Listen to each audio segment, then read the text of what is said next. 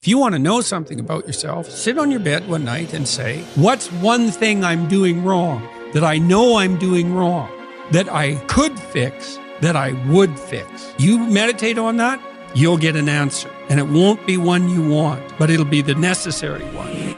When you're trapped, some of it's your own inadequacy. What you can do to begin with is every bloody thing you possibly can do to put yourself in the most virtuous and powerful negotiating position possible.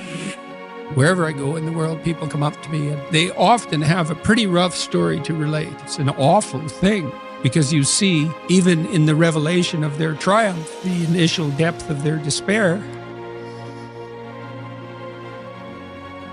So I wouldn't change that. But it's not nothing. It's certainly not just happiness. It's better than happiness, but it's almost unbearable. Don't think you couldn't be, and don't think you might not enjoy it. And so, the way you pay for your privilege is with your virtue. I mean that most particularly.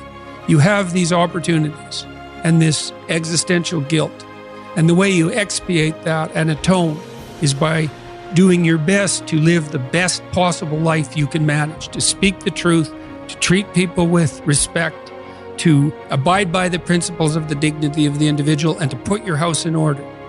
And that's how you pay for your unearned privilege. All of us. And we all have our privileges and our curses, you know? All of us have that. That's why it's not useful to be envious of people. You know, you're a young man, you see someone drive by in a Ferrari with a blonde, and you think, my God, he's got everything. And, you know, the woman in the car is a prostitute who's got a cocaine addiction, and her life is just one catastrophe after another. And he's had to lie and cheat his way into this position, and he's afraid that everything's going to come crashing down on him, and that's what you're jealous of. And it's just not that profound. You don't want someone else's fate. Man, your fate's enough, and your adventure's enough. It's plenty.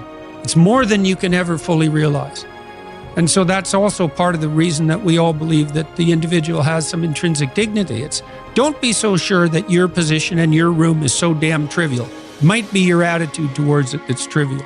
And if you're in dire straits and dire circumstances, just look at how much opportunity you have to make things better. And I just feel like I can't give up. I know what I'm doing is good. I know what I'm teaching is good. I know that people don't like it, but I know I'm not teaching anything that's bad. And yeah, I want my children to be happy, but I have daughters too. And how do you make sure that your daughters are secure and have a good future? Well, I think you do that by building good men. How else do you do it? My daughter is mine now, but she won't be mine forever. She's going to marry somebody. I like the idea of her marrying a good man with honor and principle, a man like me. I don't want to marry some idiot. So they call me a misogynist and I'm anti-woman. I'm pro-woman. The best way you can improve the lives of women is make men, better at being men. Because when a man is a good man, he's good for all of society, including women. He's good for everyone around him when he's good at being a man. So I feel like I'm helping them as well by extension. And it's difficult. And yeah, I can't say with honesty that I strongly considered giving up. It never crossed my mind. It was there for a second. Do I need to do this? And after like half a second, it was like, yeah, I do. I don't know why. It doesn't make logical sense. Every day of our lives, we live in a world that is incredibly complex.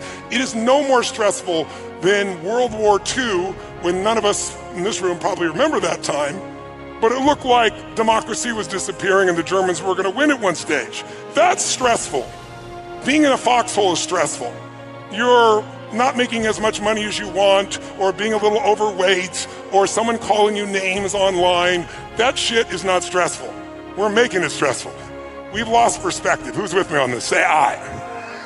So what's really useful, I think, today is for us to figure out what messes us up. And one of the biggest things that messes us up is expectation.